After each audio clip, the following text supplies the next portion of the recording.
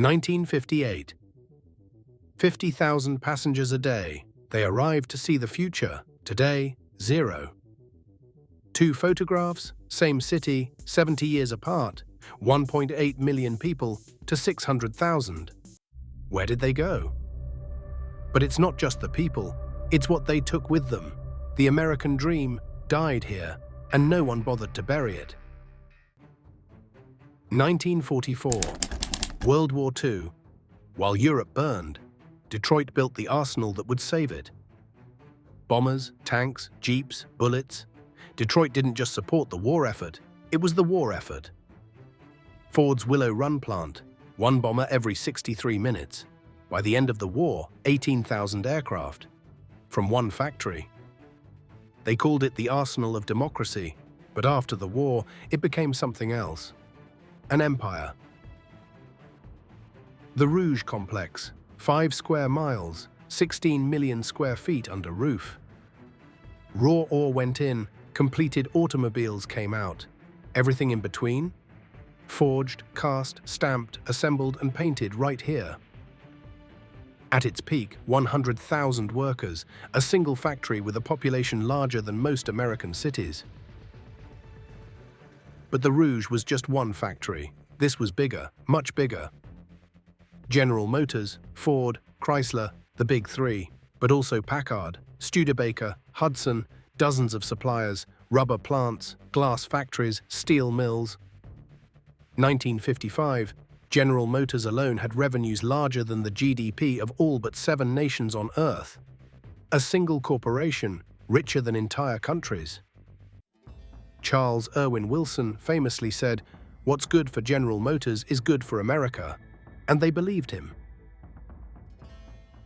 1956. The Motorama, General Motors' traveling circus of chrome and dreams.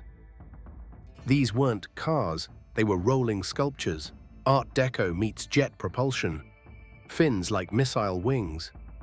Grills were massive and chrome-plated. Every year, bigger. More chrome, more power, more everything. The 1959 Cadillac Eldorado, 18 feet long, 2-ton curb weight, tail fins 42 inches high. $6,000, 2 years of median salary. It got 8 miles to the gallon, and no one cared. Lincoln Continental, Chevrolet Bel Air, Pontiac Bonneville, Oldsmobile or Super 88, names that sounded like cities you'd want to visit. They sold more than transportation, they sold status, identity, the promise that if you drove one of these, you had made it, and America bought it, all of it. This is Detroit at night. Woodward Avenue, the 5th Avenue of the Midwest.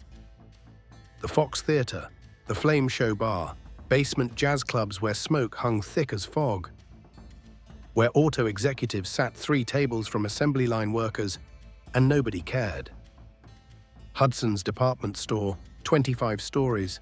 You could buy everything, furniture, diamonds, even a full-size elephant. From above, the city glowed.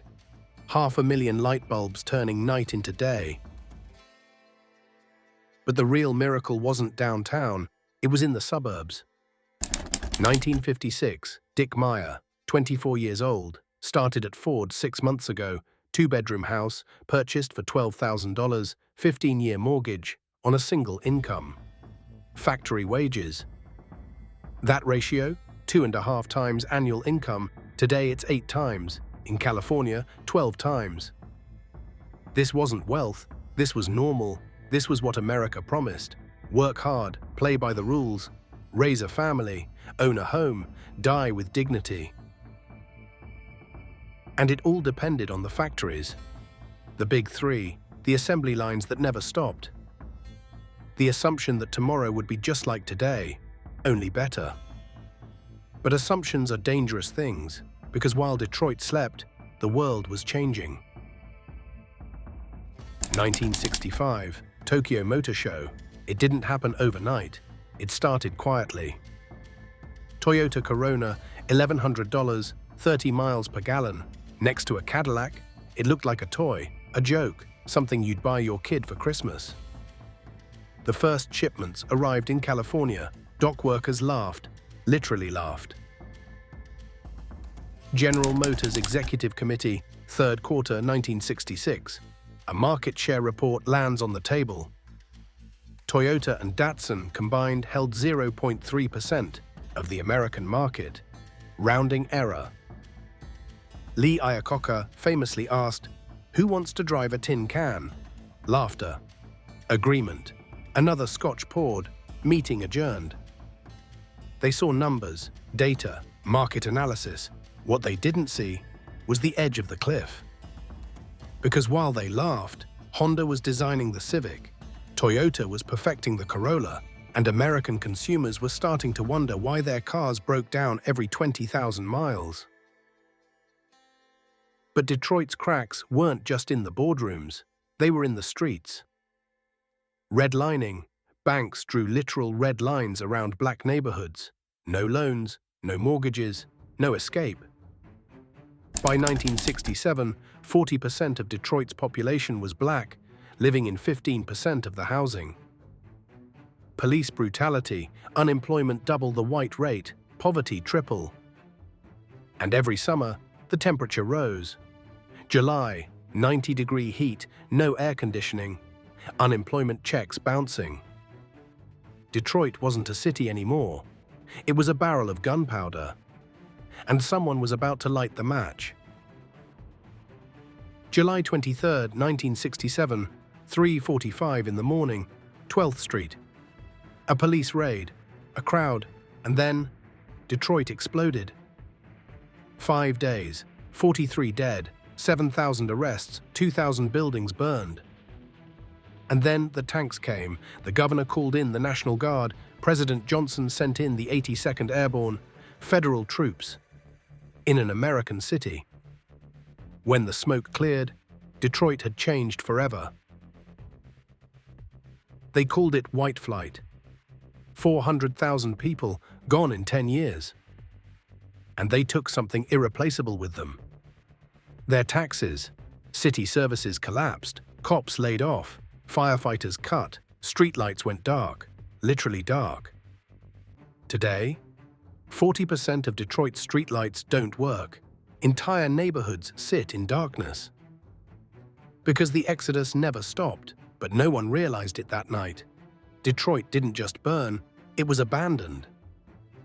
And when the tax dollars left for the suburbs, the Japanese automakers walked into an undefended city.